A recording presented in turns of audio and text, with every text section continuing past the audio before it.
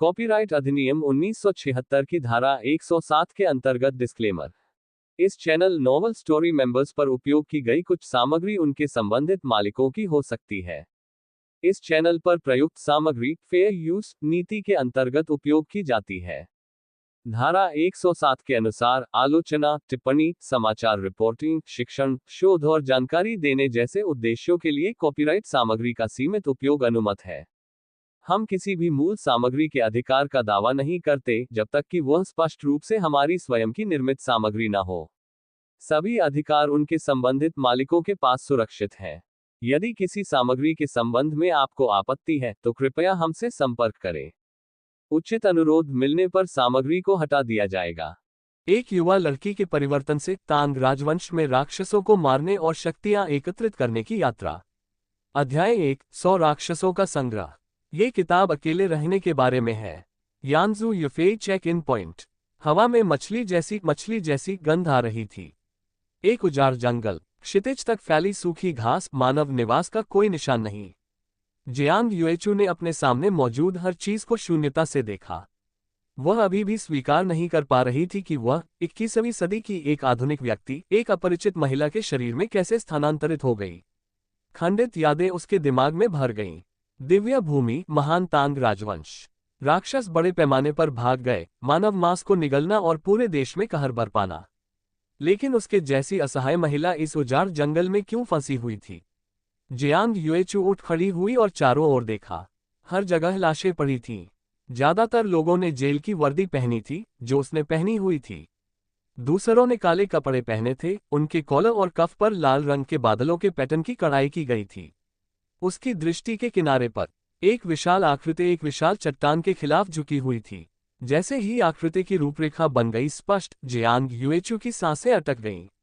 एक मानव शरीर, एक बाघ का सिर, एक छोटे से पहाड़ के समान मजबूत शरीर। भले ही यह बेजान था, एक भयंकर द्वेषपूर्ण आभा अभी भी उस पर हमला कर रही थी, जिससे उसका दिल कड़ा हो गया था। इसकी छाती में एक बड़ा छेद था और काले दानव का खून पूरी जमीन पर बह रहा था। यह एक दानव था। अच्छी बात है कि यह मर चुका था। उसने आधी सांस छोड़ी, फिर उसकी नजर बाघ दानव से दूर एक और आकृति पर गई। वह व्यक्ति भी लंबे और सीधे शरीर के साथ एक काले लाल पैटर्न वाली मार्शल पोशाक पहनी थी। लेकिन इस समय वह जमीन पर आधा घुटनों के बल बैठा हुआ था। एक टूटी हुई कृपाण उसके सामने कीचड़ में गिर गई, जिससे उसे गिरने से बचाया गया। वह घावों से ढका हुआ था, उसका बायां हाथ अस्वाभाविक रूप से मुड़ गया था और उसकी छाती रस्सी के अंत में स्पष्ट रूप से उठी और कमजोर रूप से गिर गई। जंगल में हवा अशुभ रूप से चिल्ला रही थी। इस काले कपड़े पहने आदमी और उसके अलावा कोई अन्य जीवित नहीं बचा था। जियांग युएचू ने अवचेतन रूप से अपनी सांसें रोक लीं, चुपचाप एक कदम पीछे हट गया। काले कपड़े में आधा घुटनों वाला आदमी उसकी हरकत को महसूस कर रहा था और उसका सिर धीरे धीरे मुश्किल से घूम रहा था। उसका चेहरा बहुत छोटा था, लगभग 20 साल का, लेकिन अब उसे देखने पर उसका चेहरा पीला पड़ गया था और उसके होंठ फटे हुए थे, स्पष्ट रूप से अच्छी स्थिति में नहीं थे। उसने जियांग युएचू को देखा और इतनी कर्कश आवाज में 2 शब्द बोले कि यह लगभग सुनाई नहीं दे रहा था। यहाँ आओ, उद्धरण चिन्ह ... उद्धरण चिन्ह। तुम मुझे आने के लिए कहो और मैं आ जाऊंगा। जियांग युएचू ने मन ही मन बुदबुदाया। उसे याद आया, इस शरीर की मूल मालिक राजधानी में एक उच्च पदस्थ अधिकारी की इकलौती बेटी थी। हालांकि उसके पिता को अचानक दोषी ठहराया गया था। पूरे परिवार को दोषी ठहराया गया था। उसे उसका दर्जा छीन लिया गया था, एक निम्न कुल में जन्म दिया गया था और सीमा पर निर्वासित कर दिया गया था। और उसके सामने यह आधामृत व्यक्ति वास्तव में उन्हें ले जाने वाला आधिकारिक अधिकारी था। दानव दमन प्रभाग की बात हो रही है। दानव दमन प्रभाग, महान तांग राजवंश में हर कोई रंग बदल देगा। अफवाह ये थी कि एक बार दानव दमन प्रभाग के शाही रक्षक आ गए। ऐसा लगा मानो राजा यम स्वयं आए हों। बच्चों ने रात में अपना नाम सुनकर रोने की हिम्मत नहीं की। इसके अलावा सीमा तक इस यात्रा का परिणाम मौत से भी बदतर था। अब भागना बेहतर होगा, शायद उसे जीवित रहने का कोई रास्ता मिल जाए। जियांग युएचू ने अपना मन बना लिया। वह चुपचाप पीछे हट गई, मुड़ गई और एक कदम उठाने ही वाली थी। अचानक एक तेज हुशिंग ध्वनि उठी। हुश! आधा टूटा हुआ कृपाण उसके आधा कदम आगे जमीन में गिर गया।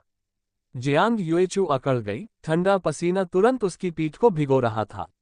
कितना भयंकर मर रहा है आदमी। ऐसी स्थिति में इसे लापरवाही से फेंकना और फिर भी ऐसा कौशल रखना। यदि उसके पास हत्या का इरादा होता तो उसका सिर शायद जमीन पर पड़े शवों से ज्यादा गर्म नहीं होता। जियांग युएचू ने एक गहरी सांस ली, उसका दिल हताशा से भर गया। इसे भूल जाओ, यहां आओ, फिर मैं आऊंगा। जब नीचे किसी की छत, किसी को अपना सिर झुकाना चाहिए। वह सख्ती से घूम गई और उलट गई। आदमी ने ऊपर देखा और उसकी मुर्गी जैसी हरकतों को देखकर उसके मुंह का कोना हिलने लगा। उसने वास्तव में उस टूटे हुए कृपाण को फेंकने के लिए अपने क्यूई के आखिरी टुकड़े का इस्तेमाल किया था। अगर वह भागने के लिए दृढ़ थी तो वह वास्तव में केवल असहाय होकर देख सकता था। सौभाग्य से इस कार्रवाई ने उसके सामने लड़की को डरा दिया था। मेरी मदद करो। शायद इस डर से कि वह अनुपालन नहीं करेगी, उस व्यक्ति ने कहा, मैं क्षेत्र में दानव दमन प्रभाग के कमांड कार्यालय का स्क्वाड लीडर पे चांदकिंग हूं। अपना परिचय देना ईमानदारी का प्रदर्शन था। उसने एक सांस ली, उसकी नजर उसके अभी भी डरे हुए चेहरे पर पड़ी। मुझे पता है कि तुम भागना चाहते हो, लेकिन क्या तुम बच सकते हो? घरेलू पंजीकरण या यात्रा दस्तावेजों के बिना एक कम जन में भगोड़े, भले ही आप चमत्कारिक ढंग से अगले शहर में जीवित बच जाएं, फिर क्या? यदि आप वैसा ही करते हैं जैसा मैं कहता हूं, तो मैं गारंटी देता हूं कि आप अपनी निम्न जन्म की स्थिति से मुक्त हो जाएंगे और अपनी स्वतंत्रता पुनः प्राप्त कर लेंगे। जियांग युएचू ने अपनी आंखों को अंदर की ओर घुमाते हुए सुना। लानत है, वह मुझे एक काल्पनिक सपना बेचने की कोशिश कर रहा है। उसके पिछले जीवन में उसके बॉस ने उसे कितनी प्रेरक बातें दी थीं, कितने खोखले वादे किए थे। और परिणाम, उसने अभी भी पर्याप्त सौभाग्य अर्जित नहीं किया था और राजा यम से समय से पहले मिली थी। हालांकि उसने जो कहा वह वास्तव में सच था। उसकी वर्तमान स्थिति में भागना वास्तव में सबसे खराब विकल्प था। एक असहाय प्राचीन महिला राक्षसों से प्रभावित जंगल में जीवित रहने की कोशिश कर रही थी, संभावना शून्य के करीब था। इसके अलावा, हालांकि यह लड़का अब आधा मर चुका था, कौन जानता था कि क्या उसके पास कोई अन्य चालें हैं। अगर वह क्रोधित हो गया और उसे कृपाण से काट दिया तो यह एक वास्तविक नुकसान होगा। फायदे और नुकसान का आकलन करते हुए जियांग युएचू ने अपने दांत पीस लिए और सिर हिलाया। उद्धरण चिन्ह ... ठीक है। वह सावधानी से आगे बढ़ी और पे चांदकिंग की बाह की मदद के लिए आगे बढ़ी। उसकी बाह छूने से बुरी तरह गर्म हो रही थी। वह उसके कपड़ों के माध्यम से भी उसके शरीर के डरावने उच्च तापमान को महसूस कर सकती थी। खून और पसीने की मिश्रित गंध, वास्तव में एक अप्रिय गंध। इस तरह पे चांदकिंग ने अपनी ठुड्डी से उसके दाहिनी भुजा की ओर इशारा किया जिसे कोई चोट नहीं आई थी। जियांग युएचू के पास दूसरी तरफ जाने के अलावा कोई विकल्प नहीं था और उसने बड़ी मेहनत से अपना दाहिना हाथ उसके पतले कंधे पर डाला। इतना भारी, उस आदमी के शरीर का पूरा वजन उस पर लगभग दब गया, जिसके कारण जियांग युएचू लड़खड़ा गई और लगभग उसके साथ जमीन पर लुढ़क गई। उसने अपने दांत भींच लिए, अपनी पूरी ताकत लगाकर बमुश्किल उसे जमीन से उठाया। पे चांदकिंग बहुत लंबा था और इस समय उसके शरीर का अधिकांश हिस्सा उस पर झुक गया था। उसके पैर जमीन पर घिसट रहे थे, हर कदम अविश्वसनीय रूप से कठिन लग रहा था। कब, किस तरफ? जियांग युएचू ने हाँफते हुए पूछा। दक्षिण। जियांग युएचू ने और कुछ नहीं कहा, उस मनहूस आदमी को कदम दर कदम उस दिशा में खींचने पर ध्यान केंद्रित किया जिस दिशा में उसने बताया था। लेकिन जैसे ही दोनों कुछ कदम चले थे, उनके पीछे एक अजीब आवाज आई, खांसी, खांसी, खांसी। इस समय जियांग युएचू और पे चांदकिंग दोनों ठिठक गए। फिर एक लंबी आह निकली, हुश, भागो मत, इस उजाड़ जंगल में तुम कहां भागोगे? जियांग युएचू को ऐसा लगा जैसे स्वर्ग उसके लिए कोई रास्ता नहीं छोड़ रहा है। वे कहते हैं कि मृतकों का पुनर्जन्म नहीं हो सकता, लेकिन किसी ने उससे यह नहीं बताया कि राक्षस मर नहीं सकते। उसकी पकड़ अचानक ढीली हो गई और वह उसका समर्थन करना भूल गई। ओह! उसके बगल में गंभीर रूप से घायल पे चांदकिंग सीधे जमीन पर गिर रहा था, लेकिन उसके पास अब उसे दोष देने का मन नहीं था। पे चांदकिंग के चेहरे से रंग उड़ गया था, उसकी आंखें धीरे धीरे ऊपर उठती हुई आकृति पर टिकी थीं। बाघ दानव की छाती में भयानक खाली छेद अभी भी भयानक था, लेकिन ऐसा लग रहा था जैसे कुछ हुआ ही नहीं था, या बल्कि जैसे कि वह एक हानिकर दानव था, अपनी मोटी गर्दन को घुमा रहा था, चटकने की एक श्रृंखला जारी कर रहा था। ध्वनियाँ। इसने स्तब्ध जोड़ी की ओर देखा और मुस्कुराया। क्या आप आश्चर्यचकित हैं? क्या तुम्हें सच में विश्वास था कि कुछ निम्न श्रेणी के दानव दमन गार्ड और तुम्हारे जैसा एकमात्र स्क्वाड लीडर मुझे मार सकते हैं? पे चांदकिंग की पीठ ठंडे पसीने से भीगी हुई थी। ये कैसे संभव था? उसकी कृपाण ने अभी अभी बाघ दानव के दिल को स्पष्ट रूप से छेद दिया था। वह वर्षों से राक्षसों का वध कर रहा था, उससे गलती नहीं हो सकती थी। फिर भी इस बाघ दानव ने अपनी छाती में अभी भी भयानक खूनी छेद के अलावा कमजोर होने का कोई संकेत नहीं दिखाया। जब तक पेई चांदकिंग के दिमाग में एक विचार नहीं आया, यह दानव पहले ही अस्थि अनुनाद क्षेत्र में आधा फुट कदम रख चुका है। किंवदंती है कि दानव की खेती मानव जाति के मार्शल आर्टिस्ट से भिन्न होती है। एक बार जब उनकी हड्डियां और मांसपेशियां प्रतिध्वनित हो जाती हैं तो वे अपनी जन्मजात दिव्य क्षमता को जागृत कर सकते हैं। ये खून की एक बूंद से पुनर्जन्म है या भ्रम में हेरफेर, वे अजीब तरह से अप्रत्याशित हैं। लेकिन इतना बड़ा दानव यहाँ क्यों दिखाई देगा? सीमा पर निर्वासित कैदियों का एक दस्ता अपने व्यक्तिगत हस्तक्षेप के लायक क्यों होगा? लोगों का अपहरण, ये स्पष्ट रूप से इन कैदियों के जीवन की परवाह नहीं करता है। एक पल में पेई चांदकिंग के पास आगे सोचने का समय नहीं था। उसने बाद में होने वाली किसी भी आंतरिक चोट की परवाह किए बिना अपने शरीर में बढ़ते क्यूई और रक्त के अंतिम वार का आग्रह किया और अपने पैरों पर एक अज्ञात सहयोगी से संबंधित एक क्षैतिज कृपाण लेने के लिए नीचे झुका। मरो! एक उग्र दहाड़ के साथ पेई चांदकिंग ने खुद को आगे फेंक दिया। उसकी क्षैतिज कृपाण गुस्से से कटकर सीधे बाघ दानव की गर्दन पर निशाना साध रही थी। हालांकि बाघ दानव न तो चकमा दे रहा था और न ही बच निकला। उसने अपना दाहिना पैर उठाया और किक मार दी, बाद में आगे बढ़ने के बावजूद पहले हमला किया। बैंग! एक सुस्त गड़गड़ाहट, पेई चांदकिंग का शरीर पीछे की ओर उड़ गया। जियांग यूचू के पैरों पर जोर से टकराया, उसका क्षैतिज कृपाण भी पास में गिर गया। इस दृश्य ने जियांग को चौंका दिया। यूएचू की आशा का आखिरी टुकड़ा भी गायब हो गया।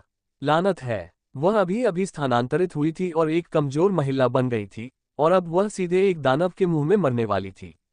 ये कैसा भाग्य था! बाघ दानव ने अपने विशाल पंजे को चाट लिया। उसकी मोटी जीभ कांटों से मुड़ी हुई थी। उसे कोई जल्दी नहीं थी, इसके बजाय उसके पास सलाह देने के लिए दिमाग की उपस्थिति थी। मानव जीवन कष्टों से भरा है, क्या जल्दी मुक्त होना अद्भुत नहीं है? अब और विरोध मत करो, शांति से जाओ। भविष्य में मैं तुम सभी के लिए कब्रें खोदूंगा और समाधि स्थल बनवाऊंगा जिसे दान का कार्य माना जा सकता है। उद्धरण चिन्ह ... उद्धरण चिन्ह। भाड़ में जाओ। वह कुछ मिनट पहले ही स्थानांतरित हुई थी। अगर वह इस तरह मर जाती तो वह निश्चित रूप से टमाटर के सबसे दयनीय ट्रांसमाइग्रेटर की सूची में होती, और वह सूची में सबसे ऊपर होती। जैसे कि जियांग यूचू पूरी तरह से निराश था। जियांग यूचू की आंखों के सामने एक प्राचीन सरल स्क्रॉल धीरे धीरे खुल गया। सुनहरे अक्षर पंक्ति दर पंक्ति दिखाई देने लगे। मेजबान जियांग यूचू। क्षेत्र नश्वर क्षेत्र। मार्शल आर्ट कोई नहीं। दाव खेती शून्य। प्राणियों को मारने से संबंधित दाव खेती मिलती है। दाव खेती का सेवन करने से व्यक्ति को दानव रक्त को स्याही के रूप में और 100 राक्षसों के संग्रह को एक स्क्रॉल के रूप में उपयोग करने की अनुमति मिलती है ताकि उनके रूप को चित्रित किया जा सके और उनकी दिव्य क्षमता को जब्त किया जा सके। इसका उपयोग किसी के स्वयं के चाल के लिए भी किया जा सकता है। एक ही उपयोग में दाव खेती की शक्ति के संबंधित वर्षों को उजागर किया जा सकता है। यह एक गोल्डन फिंगर है। अपने पिछले जीवन में अनगिनत वेब उपन्यास पढ़ने के बाद वह स्वाभाविक रूप से इससे परिचित थी। लेकिन अब इस गोल्डन फिंगर का क्या फायदा? प्राणियों को मार डालो, दाव खेती हासिल करो। कुछ गर्माहट थी, खांसी। जमीन पर पेई चांदकिंग वास्तव में फिर से जाग गया। उसने अपनी आंखें खोली और लड़की की पीठ देखी जो कृपाण के साथ खड़ी थी। उसका चेहरा कड़वाहट से भरा था। इस महिला में कुछ साहस था। दुर्भाग्य से यह अंततः व्यर्थ था। एक नश्वर शरीर इस दानव के हाथों में आशा का एक टुकड़ा कैसे पा सकता है? बाघ दानव ने इस दृश्य को दिलचस्पी से देखा। यहाँ तक कि चींटियां भी जीवन से चिपकी हुई हैं। निश्चित रूप से आप अभी भी नहीं सोचते हैं। हालांकि जियांग यूएचू ने बाघ दानव की ओर नहीं देखा। उसने अपना सिर झुका लिया। उसके लंबे बाल उसके अधिकांश चेहरे को ढक रहे थे। उसकी बांह थोड़ी कांप रही थी। उसके दिमाग में पाठ की वह पंक्ति अविश्वसनीय रूप से स्पष्ट थी। प्राणियों को मार डालो, दाव खेती हासिल करो। इस जंगल में उस अजेय बाघ दानव के अलावा एकमात्र जीवित प्राणी बचा था। क्या यह मरता हुआ आदमी उसके चरणों में था? क्षमा करें। धीमी फुसफुसाहट ने पेई चांदकिंग को रुकने पर मजबूर कर दिया। क्या? लेकिन इससे पहले कि वह समझ पाता कि शब्दों का मतलब क्या है, अगले ही सेकंड PFT लंबी कृपाण उसकी छाती में धंस गई। क्षैतिज कृपाण। योजक चिन्ह योजक चिन्ह योजक चिन्ह। अध्याय 2 रिकॉर्ड किया गया। Tiger mountain God. मांस में प्रवेश करने वाले ब्लेड का प्रतिरोध स्पष्ट रूप से उसकी हथेली के माध्यम से प्रसारित हो रहा था। उसके गाल पर गर्म खून बिखरा हुआ था। पेई चांगकिंग की आंखें खुली हुई थीं, सदमे से भरी हुई थीं। चाहे कुछ भी हो, वह समझ नहीं पा रहा था कि उसके सामने की युवा लड़की उस पर हमला क्यों करेगी। आप। एक शब्द उसके गले में अटक गया, फिर सन्नाटा। उसकी आंखों की रोशनी तेजी से कम हो गई। जियांग यूचू का हाथ ब्लेड की मूठ को पकड़कर जोर से कांपने लगा। उसके नथुने खून की गाढ़ी गंध से भर गए और उसका पेट मत गया। उसने किसी को मार डाला था। उसने व्यक्तिगत रूप से किसी को मार डाला था। भले ही अपने पिछले जीवन में उसने इंटरनेट पर मौत और जीवन देखा था और किसी की तुलना में जोर से टाइप किया था, लेकिन जब एक जीवन वास्तव में उसके खुद के द्वारा समाप्त हो गया था, हाथ, नैतिकता का भारी दबाव, ताज़ा खून का छिड़काव, ये सब उसके आधुनिक मानस को कुचल रहा था। टीस्क। बाघ दानव भी स्तब्ध था। उसने जियांग यूएचू को देखने के लिए अपने बाघ के सिर को झुकाया। मैंने सोचा था कि आप मानव जाति हैं, हालांकि केवल रक्त भोजन, फिर भी सौहार्द और रिश्तेदारी को महत्व देते हैं, लेकिन मुझे आपसे इतना निर्दयी होने की उम्मीद नहीं थी। उसने अपना सिर हिलाया। उसका स्वर तिरस्कार से भरा था, मानो तुरंत हमला करने की इच्छा भी फीकी पड़ गई हो। उसे ये भी समझ में नहीं आ रहा था कि मौजूदा स्थिति में एक मरते हुए व्यक्ति को मारने से इस लड़की को क्या फायदा था। क्या उसने सोचा था कि ऐसा करने से वह बहुत दया दिखाएगी? तभी जियांग यूचू के दिमाग में प्राचीन स्क्रॉल के पात्र अचानक बदल गए। एक वेन जियान दायरे के प्राणी को मार डाला, 20 साल की दाव खेती प्राप्त की।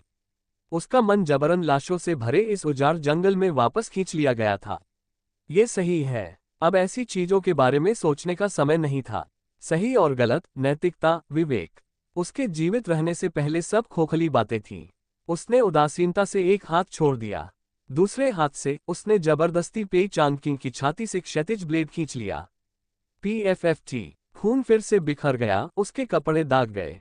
कोई बात नहीं, यह उसके बचने का एकमात्र मौका था। अगले ही पल वह अब नहीं झिझकी। वह नहीं जानती थी कि आशा का एक टुकड़ा हासिल करने के लिए उसे कितनी दावखेती की जरूरत है। 20 साल, 30 साल, या यहाँ तक कि 100 साल की दावखेती के साथ भी। अपनी अजीब दिव्य क्षमता वाले इस बाघ दानव के सामने क्या वह बस थोड़ी सी मजबूत चींटी थी? एक ही पल में असंख्य विचार कौंध गए। इस पल में दाव खेती के जो 20 साल उसने अभी अभी प्राप्त किए थे, वे पूरी तरह से उसके अंदर समा गए। शरीर। जंगल के ऊपर डूबते सूरज की चमक ने सूखी घास और लाशों को उजाड़ खूनी रंग से रंग दिया। दौड़ती हुई लड़की की आकृति पतली थी, उसके हाथ में क्षैतिज ब्लेड शाम की चमक को प्रतिबिंबित कर रहा था, मानो आग लगी हो। ये देखकर बाघ दानव ने अब ज्यादा नहीं सोचा और अचानक अपना खूनी मुंह खोल दिया। दहाड़। एक गर्जना जो जमीन पर रेत और सूखी घास को हिला रही है। इसकी वर्तमान प्रभावशाली आभा को आपको मूर्ख मत बनने दो। सच तो यह है कि दानव दमन रक्षकों के साथ शुरुआती लड़ाई में इसे काफी चोटें आई थीं। यदि इसकी जन्मजात दैवीय क्षमता ने इसे भागने की इजाजत नहीं दी होती, तो ये पहले से ही ब्लेड के नीचे एक मृत आत्मा होती। लेकिन फिर भी ये कुछ ऐसा नहीं था जिसे एक रक्षाहीन छोटी लड़की भड़का सके। बाघ दानव ने अपना तेज पंजा उठाया, एक ब्लड विंड खूनी हवा लाई और तेजी से चार्ज करने वाली आकृति पर झपट पड़ा। जियांग यूचू की आंखें नीचे उतरते विशाल पंजे पर टिकी थीं। उसके हाथ में क्षैतिज ब्लेड महसूस हुआ, इस समय अविश्वसनीय रूप से भारी। दाव खेती के 20 साल, सब कुछ एक ही प्रहार में समा गया। वह ब्लेड तकनीक नहीं समझती थी, उसने बस ब्लेड में सारी क्रूर शक्ति डाल दी। जीवित रहने की प्रवृत्ति का पालन करते हुए वह क्षैतिज रूप से कट गई। ब्लेड की रोशनी की एक चमक, खून की एक रेखा फूट पड़ी। मानव और दानव की आकृतियां एक दूसरे को पार करती गईं। जियांग यूएचू कुछ कदम लड़खड़ाते हुए एक घुटने पर गिर गई। क्षैतिज ब्लेड उसके हाथ से उड़ गया और दूर कीचड़ वाली जमीन में चिपक गया। उसने अचानक अपना मुंह खोला और ताज़ा खून का एक कौर बाहर थूक दिया, जिसमें सभी सांतों से खून रिस रहा था। छिद्र। दाव खेती के वे 20 साल तेजी से आए और उतनी ही तेजी से चले गए, तुरंत पूरी तरह से भस्म हो गए। बाघ दानव अपने पंजे झूलने वाली मुद्रा में जमे हुए रहा। हवा चल रही थी और जंगली घास लहरा रही थी, मानो इस संघर्ष के दर्शक वे भी अब घातक सन्नाटे से भयभीत हो गए थे। एक सांस, दो सांस, फफ्त, विशाल बाघ का सिर जमीन पर लुढ़क गया। हाँ, जियांग यूएचू की सांसें थम गईं।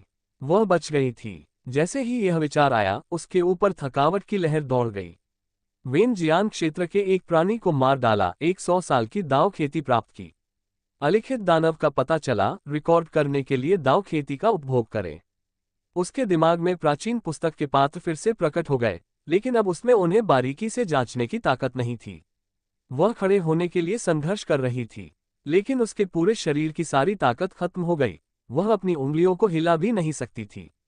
रिकॉर्ड, उसका क्या मतलब था? वह जमीन पर लेटी थी, उसके गाल मिट्टी में दबे हुए थे। सच में वह ज्यादा सोचने में असमर्थ थी। भूल जाओ, नौबत यहां तक आ गई थी। इन चीजों पर शोध करने का समय नहीं था। रिकॉर्ड, जैसे ही विचार आया, उसके सामने का प्राचीन स्क्रॉल हवा के बिना हिल गया, वास्तव में मध्य हवा में तैर रहा था। इसकी छाया का रेखा चित्र बनाएं, इसके दानव रूप को ठीक करें। अगले ही पल पैनल पर दाव कल्टीवेशन तेजी से खत्म हो गया। पलक झपकते ही इसका आधे से अधिक हिस्सा भस्म हो गया। स्क्रॉल पर बहते हुए ब्रश स्ट्रोक के साथ भेदी आंखों और एक सफेद माथे के साथ एक ज्वलंत भयंकर बाघ की रूपरेखा तैयार की गई थी। जैसे ही आखिरी स्ट्रोक गिरा, पेंटिंग पर भयंकर बाघ जीवित हो गया। उसकी आंखें चमक रही थीं। हल्की लाल रोशनी। टाइगर माउंटेन भगवान का सफलतापूर्वक रेखा चित्र बनाया, दानव का उपहार प्राप्त किया। भयंकर टाइगर त्वरित ब्लेड पूर्णता। बूम! स्क्रॉल से शक्ति का एक उछाल वापस आया, जिसने तुरंत उसके शरीर को भर दिया। पिछली थकावट और चोटें दूर हो गईं। उसे अपने शरीर में एक आराम भी महसूस हुआ जो उसने पहले कभी अनुभव नहीं किया था। उसी समय ब्लेड कला से संबंधित अनगिनत अंतर्दृष्टि, चाल और बल अनुप्रयोग तकनीकें उसके दिमाग में अचानक प्रकट हुई। एक अगरबत्ती को जलाने में लगने वाले समय के बाद अविश्वास से भरी जियांग युएचू धीरे धीरे खड़ी हो गई। उसकी पतली उंगलियों में अब अटूट ताकत थी। वह दूरी में फंसे क्षैतिज ब्लेड के पास चली गई और उसके मूठ को पकड़ने के लिए हाथ बढ़ाया। यह उसके हाथ में बिल्कुल स्वाभाविक लग रहा था, जैसे कि उसके हाथ ब्लेड चलाने के लिए पैदा हुए थे। तो यह दाव खेती का सच्चा उपयोग था। सीधे तौर पर दाव खेती का उपभोग केवल एक क्षणिक विस्फोट के लिए था, कम प्रभावकारिता के साथ। केवल दानवों को रिकॉर्ड करना एक दीर्घकालिक समाधान था। एक विचार के साथ पैनल फिर से सामने आया। मेजबान जियांग यूचू। क्षेत्र स्ट्रिंग आरंभिक क्षेत्र को सुनना। मार्शल आर्ट भयंकर टाइगर क्विक ब्लेड पूर्णता। दाव खेती 25 वर्ष। रिकॉर्डेड दानव tiger mountain God sketch. String आरंभिक क्षेत्र को सुन रहे हैं। स्केच, इसका क्या मतलब है? जियांग युएचू ने विचार किया। स्ट्रिंग प्रारंभिक क्षेत्र को सुनकर, क्या यह इस दुनिया की खेती प्रणाली हो सकती है? और स्केच, क्या इसका मतलब यह है कि उसने जो हासिल किया था वह उस बाघ दानव की दिव्य क्षमता के हिमखंड का टिप मात्र था? साल स्वर्ग को पता था कि अगला चरण कितना अतिरंजित उपभोग होगा। इसे भूल जाओ। दाव खेती के इन 25 वर्षों को बरसात के दिन के लिए बचाना बेहतर था। ये समझने के बाद जियांग युएचू ने खुद को शांत किया। वह मुड़ी और अभी भी गर्म शव के पास चली गई, चुपचाप बैठ गई। उसने हाथ बढ़ाया और धीरे से उसकी खुली आंखें बंद कर दी। मुझे क्षमा करें, अगर कोई कल है और मैंने पर्याप्त राक्षसों को मार डाला है और पर्याप्त दाव खेती जमा कर ली है, तो शायद मैं आपके भौतिक शरीर को फिर से आकार देने और आपके जीवन को वापस लाने का एक तरीका ढूंढ सकता हूं। बेशक अपनी उम्मीदें बहुत ज्यादा मत बढ़ाओ। आखिरकार इस दुनिया में मैं खुद नहीं जानता कि मैं कब तक जीवित रह सकता हूं। हो सकता है कि एक दिन मैं आपके साथ शामिल होने आऊं और अगर हम अंडरवर्ल्ड में मिले तो मुझे मत मारना। लेकिन इस दुनिया में राक्षसों ने कब्जा कर लिया है।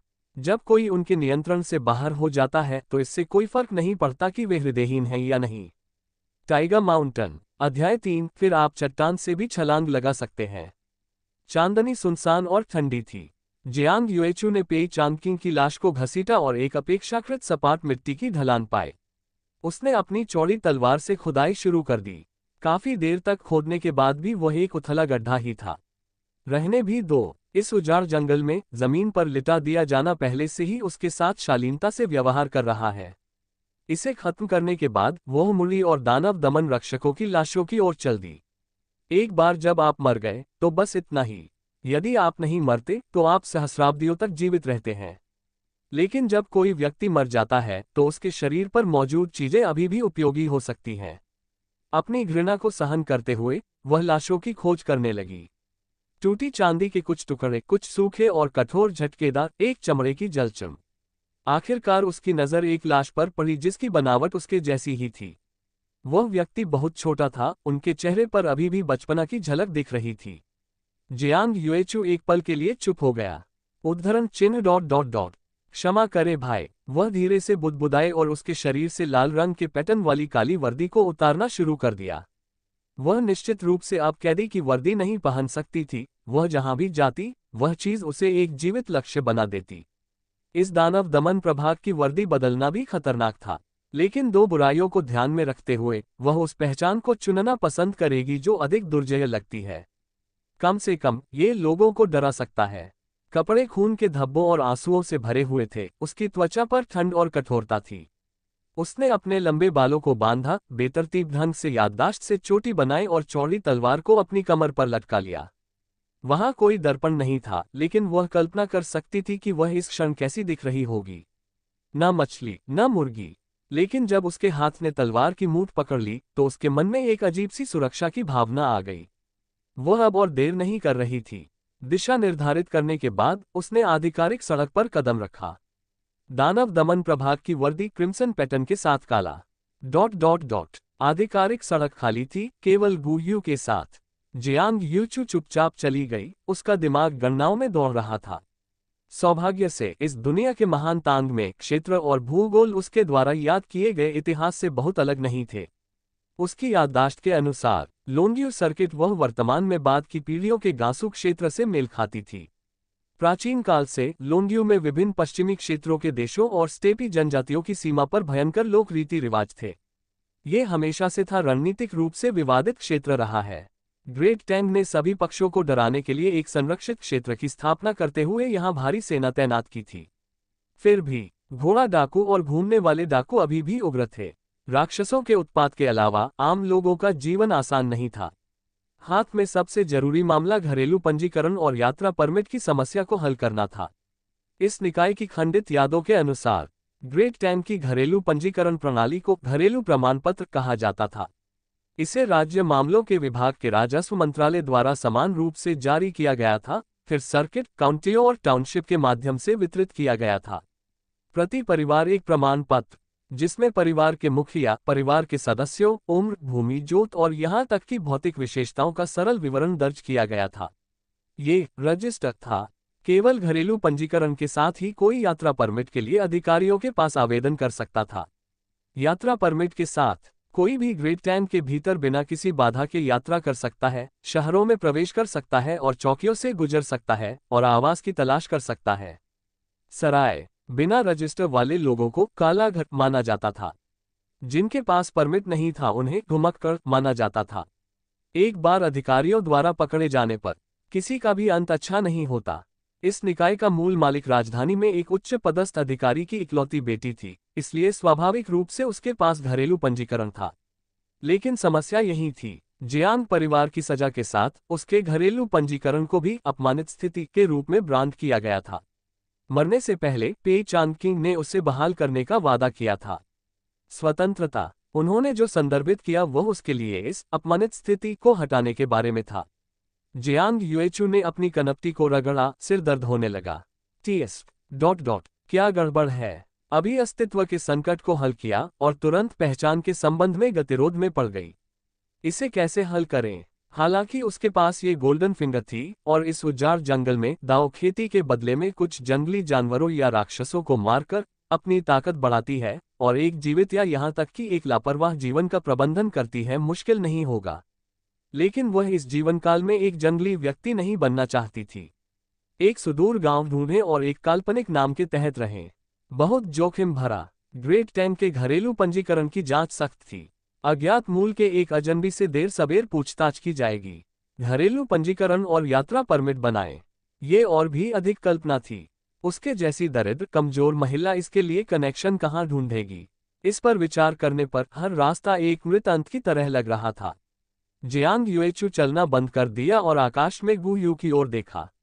भूल जाओ, वह और क्या कर सकती है? एक दर्जन से अधिक सवार धूल उड़ाते हुए सीधे उसकी ओर बढ़े। जियांग यूएचू की पुतलियां सिकुड़ गईं। उसने सहजता से अपनी कमर पर तलवार की मूठ पर अपनी पकड़ मजबूत कर ली। घुड़सवार समूह करीब आ गया।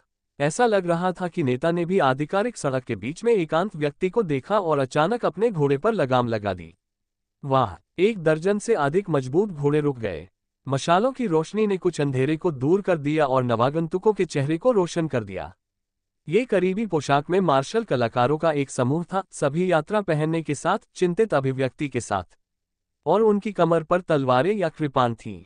नेता एक मध्यम आयु वर्ग का आदमी था जिसका चौकोर चेहरा, घनी दाढ़ी और तीखी आंखें थीं।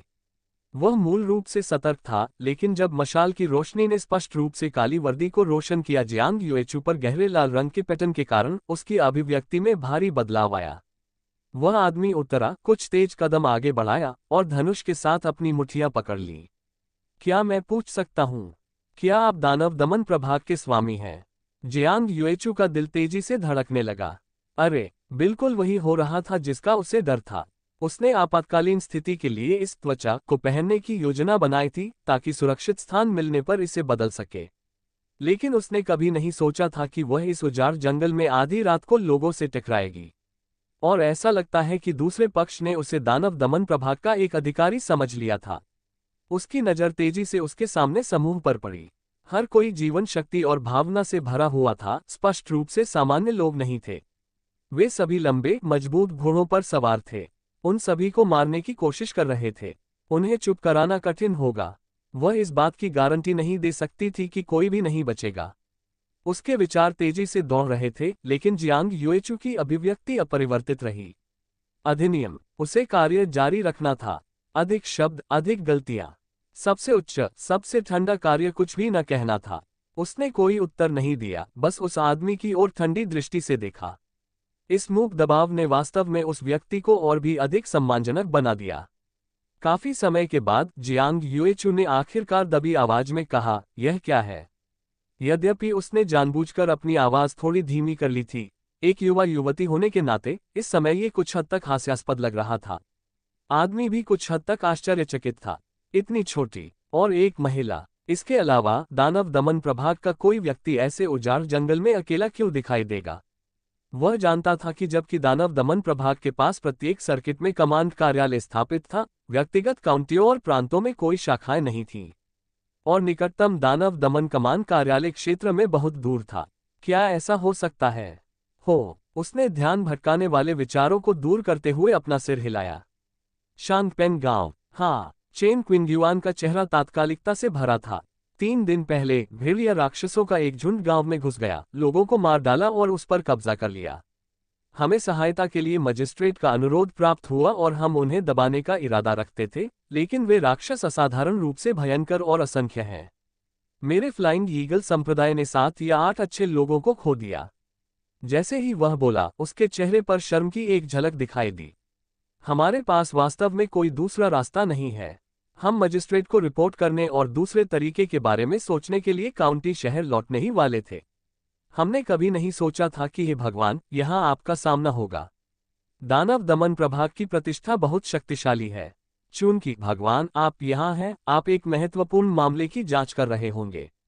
लेकिन शांगपेन गांव के लगभग 100 लोग आसन खतरे में हैं। हम आपसे विनती करते हैं, भगवान, आप एक हाथ बढ़ाएं और लोगों को आग और पानी से बचाएं। जैसे ही वह बोला, चेन क्विंग्युआन वास्तव में एक घुटने पर बैठ गया। हे प्रभु, हम आपसे कार्रवाई करने की विनती करते हैं। उसके पीछे फ्लाइंग ईगल संप्रदाय के दर्जन भर लोग भी एक साथ उतरे, एक घुटने पर बैठकर एक प्रभावशाली दृश्य बनाया। हम आपसे विनती करते हैं, प्रभु, कार्रवाई करें। जियांग युएचू, वह पूरी तरह से अवाक थी। ठीक है, ठीक है, ठीक है। हेवंस, तुम मेरे साथ इस तरह से खेलोगे तो मैं चट्टान से भी कूद सकता हूँ। कूद जाओ भाई। उसे इतने लंबे समय तक चुप देखकर चेन क्विंग्युआन मदद नहीं कर सका, लेकिन चिंतित हो गया। वह जानता था कि दानव दमन प्रभाग के अधिकांश लोग सनकी स्वभाव के थे, लेकिन शांगपेन गांव में गंभीर स्थिति के कारण उसे इस स्वामी के विचारों पर विचार करने का समय नहीं मिला। शुरू में उन्होंने ये भी सोचा कि यह केवल सामान्य राक्षस हैं जो वहां से गुजर रहे हैं, लोगों को परेशान कर रहे हैं। लेकिन जब उन्होंने हमला किया तो उन्होंने पाया कि चीजें बहुत सरल थीं। उन जानवरों ने वास्तव में गांव पर कब्जा कर लिया था और नहीं छोड़ रहे थे। उन्होंने बचे हुए लोगों को सुअरों और भेड़ों की तरह पैतृक हॉल में कैद कर दिया, हर दिन कुछ को बाहर खींच लिया, उन्हें सभी के सामने जिंदा और कच्चा खा लिया। पुरुष नष्ट हो गए, महिलाएं और बच्चे खेलने की वस्तु बन गए। मजिस्ट्रेट के पास केवल 100 से अधिक सैनिक थे। वे ऐसा कर सकते थे, डाकुओं को संभालें, लेकिन ऐसे राक्षसों का सामना करना आत्महत्या से अलग नहीं था।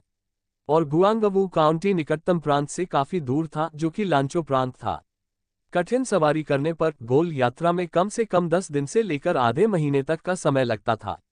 तब तक शांगपेन गांव बहुत पहले ही मृतकों का गांव बन चुका होता था, जिसका मतलब था उनके सामने दानव दमन प्रभाग का स्वामी ही एकमात्र आशा था। अध्याय 4 शांगपान गांव। सरकारी सड़क पर 1 दर्जन से अधिक हटे कट्टे आदमी एक घुटने के बल सीधे खड़े हो गए। जियांग युएचू वहीं चुपचाप खड़ा रहा। जाओ, भेड़िया दानवों के उस झुंड की ताकत के बारे में पूरी तरह से अनभिज्ञ, यहां तक कि उसके गोल्डन फिंगर के साथ होने पर भी सबसे अच्छी योजना कमजोरों को चुनकर शुरू करने की होनी चाहिए। गुप्त रूप से राक्षसों को पीसने के लिए एक सुनसान जगह ढूंढना और कदम दर कदम मजबूत होते जाना, यह एक ट्रांसमाइग्रेटर के लिए जीवित रहने का शाही तरीका था। लापरवाही से आगे बढ़ने का मतलब बहुत अधिक जोखिम और बहुत कम इनाम है। केवल एक बेवकूफ ही ऐसा कर सकता है। वर्तमान में उसके पास मौजूद इस डराने वाले बाहरी रूप के साथ वह ऐसा कर सकती थी। आसानी से आधिकारिक कर्तव्य या कोई अन्य जरूरी मामला जैसे बहाने बनाकर मामले को टाल दिया जा सकता है। यहां तक कि अगर उसके पहले के लोग अनिच्छुक होते तो भी वे दानव दमन प्रभाग के सामने एक और शब्द बोलने की हिम्मत नहीं करते थे। एक सामान्य घटना जो इतनी महान शख्सियत की नजरों में अभिलेखों में भी शामिल नहीं हो पाती। अंत में वह अत्यधिक मांग करने लगा था। चेन क्विंग्युआन ने धीरे से अपना सिर नीचे किया, उसकी आवाज कड़वाहट से भर गई। मैं अभिमानी था। उसके पीछे दबी हुई आहों की एक लहर भी सुनाई दी। रात की हवा चली जिससे जमीन पर धूल फैल गई। लानत है, ये सड़ी हुई दुनिया। एक नामहीन आग बिना किसी चेतावनी के जियांग यूचू के दिल की गहराई से उठी। कष्टप्रद, वास्तव में बहुत कष्टप्रद। वह एक संत नहीं थी और वह निश्चित रूप से एक नायक नहीं बनना चाहती थी, लेकिन इन लोगों की स्थिति को देखते हुए उसे एक अकथनीय विस्फोट महसूस हुआ। चिड़चिड़ापन। उसने धीरे से बासी हवा का झोंका छोड़ा और अपनी आवाज धीमी करते हुए कहा, मुझे स्थिति बताओ। उन 4 छोटे शब्दों ने निराश चेन क्विंग्युआन को अचानक स्तब्ध कर दिया। मिलोड, आप सहमत हैं? जियांग युएचू ने उसकी ओर देखने से इनकार करते हुए अपना सिर घुमा लिया। इतनी बकवास क्यों? हाँ। चेन क्विंग्युआन इतना उत्साहित था कि वह असंगत हो गया। वह तेजी से जमीन से उठा और जियांग यूचू को एक और गहरा धनुष दिया। धन्यवाद मिलोड। शांगपेन गांव के 100 से अधिक आम लोगों को बचाने के लिए धन्यवाद मिलोड। उसके पीछे के दर्जन भर आदमी भी अपने पैरों पर खड़े हो गए। धन्यवाद मिलोड। ऐसा नहीं था कि वे वास्तव में इतने शूरवीर और धर्मी थे कि वे असंबंधित आम लोगों के लिए अपनी जान जोखिम में डाल देते थे। गुआंगवू काउंटी 4 टाउनशिप अर्थात शांगपेन, झोंगपेन, जियापान और दापन गांवों को नियंत्रित करता है। सभी के बीच पारिवारिक संबंध थे। जब बात आई तो वे सभी अपने लोगों को बचा रहे थे। बचकाने चेहरे वाले एक युवक ने सबसे तेज प्रतिक्रिया व्यक्त की। वह तुरंत एक शानदार लंबे घोड़े को ले गया और सम्मानपूर्वक उसकी बागडोर जियांग युएचू को सौंप दी। मिलॉर्ड, कृपया। जियांग युएचू समारोह में खड़ी नहीं हुई और घोड़े पर चढ़ गई। अपने पिछले जीवन में उसने कभी कभी घोड़ों की सवारी की थी। हालांकि वह कुशल नहीं थी, लेकिन वह इतनी अच्छी तरह से प्रबंधन कर सकती थी कि उसकी घबराहट प्रकट न हो। समूह ने अधिक समय बर्बाद नहीं किया। अपने घोड़ों को घुमाया और जिस रास्ते से वे आधिकारिक सड़क पर आए थे उसी रास्ते से सरपट दौड़ने लगे। रात की हवा उनके कानों के पास से गुजर रही थी। चेन क्विंग्युआन उसके समानांतर सवार हुए और यात्रा के दौरान स्थिति के बारे में विस्तार से बताया। भेड़िया का वह झुंड राक्षसों की संख्या लगभग 7 या 8 है। नेता पूरी तरह से नीले हरे बालों वाला एक विशाल भेड़िया है और यह पहले से ही मानव भाषा बोल सकता है। ये खुद को ग्रीन फेस्ड जेंटलमैन कहता है। ये फुर्तीला है, लंबे समय तक चलने वाली ताकत रखता है और इसके पंजे और दांत अविश्वसनीय रूप से तेज हैं। साधारण तलवारें और ब्लेड इसे बिल्कुल भी नुकसान नहीं पहुंचा सकते हैं। मेरे संप्रदाय के 2 सर्वश्रेष्ठ तलवारबाज एक ही मुठभेड़ में टुकड़े टुकड़े हो गए। मैंने उससे लड़ाई की और यहां तक कि अपनी सारी ताकत का उपयोग करते हुए भी मैं केवल उसके पार्श्व के नीचे एक कट छोड़ने में कामयाब रहा। वह राक्षस संभवतः हियरिंग द स्ट्रिंग में पहले ही प्रवेश कर चुका है। चेन क्विंग्युआन का स्वर आशंका से भरा था। स्ट्रिंग को सुन रहे हैं? स्ट्रिंग को फिर से सुन रहे हैं? जियांग युएचू का लगाम पकड़ने वाला हाथ थोड़ा कड़ा हो गया है। वह इस दुनिया के दायरे के विभाजन के बारे में कुछ नहीं जानती थी, लेकिन उसके मन में एक तुलना थी। वह बाघ दानव वेन जियान दायरे का एक दानव था। अगर वे एक ही दायरे में होते। उसके पास वर्तमान में दाव खेती के 25 साल थे और उसके साथ पूर्णता क्षेत्र भी था। भयंकर टाइगर क्विक ब्लेड। जरूरी नहीं कि वह लड़ने में असमर्थ हो। इस बिंदु को समझने के बाद उसका दिमाग शांत हो गया। चेन क्विंगयुआन ने आगे कहा, बाकी कुछ के लिए वे सिर्फ मामूली राक्षस हैं जिन्होंने हाल ही में बुद्धि हासिल की है। हालांकि भयंकर, वे उस हरे चेहरे वाले भेड़िया दानव की तुलना में बहुत कम परेशानी वाले हैं। अगर हम एक साथ काम करते हैं तो हमारे फ्लाइंग ईगल संप्रदाय के सदस्य मुश्किल से उन्हें प्रबंधित कर सकते हैं। जियांग युएचू कुछ नहीं बोला, बस चुपचाप सिर हिलाया, सारी जानकारी स्मृति में रख दी। घोड़े तेजी से दौड़े और रात बिना किसी घटना के बीत गई। गांव के प्रवेश द्वार पर लगी पत्थर की तख्ती, जिस पर शांगपेन गांव लिखा था, एक तरफ पड़ी थी, 2 टुकड़ों में टूट गई। गांव का रास्ता, जहां बच्चे दौड़ते थे और खेलते थे, अब सुनसान था, केवल जमे हुए काले खून के धब्बों और बिखरे हुए चित्रों से चिन्हित था। गांव में हर घर के बाहर खड़ी लकड़ी की रैक की कतारें उन्हें सबसे ज्यादा रेंगती थीं। इनका उपयोग मूल रूप से ग्रामीणों द्वारा कपड़े सुखाने और मांस को ठीक करने के लिए किया जाता था। अब हालांकि रैक पर अधूरे मानव सामान लटकाए गए थे, शव, कटे हुए हाथ, जांघें और उखड़े हुए धड़। हालांकि चेन क्विंगयुआन ने यह दृश्य एक बार पहले भी देखा था। इस समय उसका चेहरा अभी भी राख में डूबा हुआ था, उसके होंठ कांप रहे थे और उसकी आंखें खून से लथपथ थीं। मिलोड, ये शांगपेन गांव है। जियांग युएचू ये सब भावहीन होकर देख रही थी। उसका पेट जोर जोर से हिल रहा था, लेकिन उसने उसे जबरन दबा दिया। गांव के प्रवेश द्वार से कुछ ही दूरी पर 2 भेड़िया राक्षस एक मिट्टी की दीवार के सामने झुके हुए थे। वे नंगे सीने थे, कमर के नीचे केवल फटे हुए शॉर्ट्स पहने हुए थे और अवांछित मेहमानों को स्पष्ट रूप से देख रहे थे। उनमें से एक ने अपना सिर उठा लिया।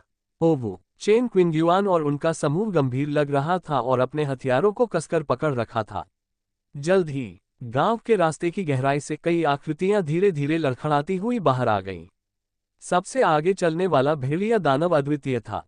उसने वास्तव में एक नीला हरा गाउन पहना हुआ था, संभवतः कहीं से छीन लिया गया था। उसके पंजे उसकी पीठ के पीछे बंधे हुए थे, एक विद्वान की तरह चल रहा था। हालांकि इसके बड़े निर्माण ने गाउन को तंग, अजीब और बेहद हास्यास्पद बना दिया था।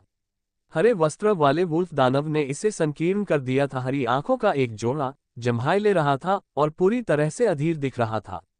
मुझे लगा कि कोई असाधारण व्यक्ति आ गया है। पता चला कि यह अभी भी आप ही हैं। ये बहुत बड़ा भाग्य था जिसने आपको कल भागने की अनुमति दी। क्यों आज वापस आकर मौत की तलाश करने की आपकी हिम्मत क्यों हुई?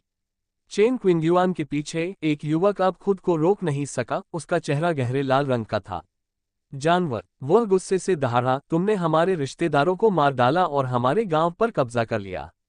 आज हम तुमसे मौत तक लड़ेंगे। उद्धरण चिन्ह उद्धरण चिन्ह। चेन क्विंगयुआन ने उस युवक को पकड़ लिया जो उतरने वाला था, लेकिन उसकी नजर जियांग युएचू पर टिकी थी। ये सुनकर ग्रीन रोब वुल्फ दानव मुस्कुराया और हंसा, क्या केवल तुम्हें ही खाने की अनुमति है? हमें नहीं। मनुष्य सुअर और भेड़ खाते हैं, भेड़िए इंसानों को खाते हैं। ये प्राकृतिक नियम है। जिन्हें आप परिजन कहते हैं, वे मेरी नज़र में बाड़े में रहने वाले पशुओं से अलग नहीं हैं। वे केवल रक्त भोजन हैं। जैसे ही ये शब्द बोले गए, उपस्थित सभी फ्लाइंग ईगल संप्रदाय के सदस्य क्रोधित हो गए। उनकी आंखें गुस्से से उभरी हुई थीं, वे खुद को रोक नहीं पा रहे थे। ठीक इसी क्षण एक धीमी आवाज, जियांग युएचू अपने घोड़े से उतर गई। उसके जूते धूल से भरे गांव के रास्ते पर जा गिरे। उसने कुछ नहीं कहा, केवल एक हाथ अपनी कमर पर कृपाण की मूठ पर टिकाया। एक कदम वह ग्रीन रॉब वुल्फ दानव की ओर चली गई। ग्रीन रॉब वुल्फ दानव जो बोल रहा था, वाक्पटुता से बोलती भी बंद कर दी। उसकी नजर अंततः चेन क्विंगयुआन से हट गई और उसकी ओर चल रही दुबली पतली आकृति पर जा टिकी। जब उसने लाल निशान वाली काली वर्दी को स्पष्ट रूप से देखा, तो उसने अपनी मुद्रा सीधी कर ली और उसकी पीठ के पीछे बंधे पंजे धीरे धीरे नीचे हो गए। कदमों की आवाज बंद हो गई। जियांग युएचू वहीं खड़ा था, सुबह की रोशनी और गांव की छाया के बीच की सीमा पर। ग्रीन रोब वुल्फ दानव की हरी आंखों की जोड़ी ने उसे ध्यान से देखा और उसने अस्थायी रूप से पूछा, दानव दमन प्रभाग? जियांग युएचू ने धीरे से अपना सिर उठाया। उसके लंबे बाल पीछे बंधे हुए थे, जिससे उसका ठंडा पीला चेहरा दिख रहा था। हरे चेहरे वाला सज्जन। न केवल उसने उत्तर नहीं दिया, बल्कि उसने एक प्रश्न के साथ प्रतिवाद किया। भेड़िया दानव के एडम का सेब हिल गया और उसने अवचेतन रूप से उत्तर दिया, हाँ। उत्तर देने के बाद ऐसा लगा कि कुछ गड़बड़ है। लानत है, आभा के संदर्भ में उसने वास्तव में एक अंक खो दिया था। इससे पहले कि वह आगे सोच पाता, जियांग युएचू ने उपहास किया। बहुत अच्छा, ऐसे जानवर को मारना जो इंसानी भाषा बोल सकता है, सार्थक है। हरे वस्त्र वाला वुल्फ दानव क्रोधित हो गया। यदि तुमने वह वर्दी नहीं पहनी होती तो मैं तुम्हारे साथ बकवास करने की जहमत नहीं उठाता। इस वाक्य को दोहराने के बाद ऐसा लगा कि कुछ गड़बड़ है। हालांकि शब्द भयंकर थे, ऐसा लग रहा था जैसे यह अपने सामने वाली लड़की के स्वर की नकल कर रहा था। ये सोचकर ग्रीन रोब वुल्फ दानव और भी चिढ़ गया। उसने और कुछ नहीं कहा, बस धीरे से एक पंजा उठाया। 5 उस्तरा नुकीले पंजे फैले हुए थे। उसे मार डालो, हरे चेहरे वाला सज्जन। अध्याय 5, भेड़िया दानव से युद्ध। ग्रीन रोब वुल्फ दानव के आदेश का पालन करते हुए इसके पीछे खड़े कुछ छोटे दानवों ने अब संकोच नहीं किया। उन्होंने धीमे स्वर में फुसफुसाहट भरी आवाजें निकाली। सभी चौकों पर गिर गए और जियांग युएचू की ओर तेजी से हमला किया। सुबह की हवा उजाड़ थी, धूल उड़ा रही थी। चेन क्विंग्युआन और अन्य लोगों ने महसूस किया कि उनके दिल उनके गले में कूद रहे हैं। यह इस समय था। युवती की पतली 5 उंगलियां पहले से ही ब्लेड की मूठ को पकड़ चुकी थीं। क्लैंग, क्षैतिज कृपाण को उसके म्यान से निकाला गया था। उसने चार्जिंग वुल्फ राक्षसों को भी नहीं देखा था। उसकी शांत स्पष्ट आंखें पूरी तरह से ग्रीन रॉब वुल्फ दानव पर टिकी रहीं। भयंकर टाइगर क्विक ब्लेड परफेक्शन का अर्थ इस समय पूरी तरह से प्रकट हो गया था। ऊपर से नीचे तक वह एक ही वार में सीधे नीचे आ गई। ब्लेड का किनारा सुबह की रोशनी में उठा और धूल में उतर गया। जैसे ही यह ब्लेड खुला, एक बेहद भयंकर और जानलेवा ख्यूई फूट पड़ी जो आसपास की हवा को ठंडा कर रही थी। चेन क्विंग्युआन और फ्लाइंग के दर्जन भर लोग उसके पीछे ईगल संप्रदाय ने केवल अपनी दृष्टि धुंधली महसूस की और हवा और गड़गड़ाहट के साथ एक बाघ की दहाड़ सुनी। ग्रीन रोब वुल्फ दानव, जिसमें मूल रूप से मजाक का संकेत था, अब पूरी तरह से भयभीत था। इसकी जैविक प्रवृत्ति ने यह बताया। यह इस हड़ताल का सामना नहीं कर सका। बिजली की एक चमक में इसके पास चकमा देने का समय भी नहीं था। बस अवचेतन रूप से एक पंजा बढ़ाया, एक साथी को पकड़ लिया जो उसके बगल में भाग गया था, और हिंसक रूप से उसे आगे फेंक दिया।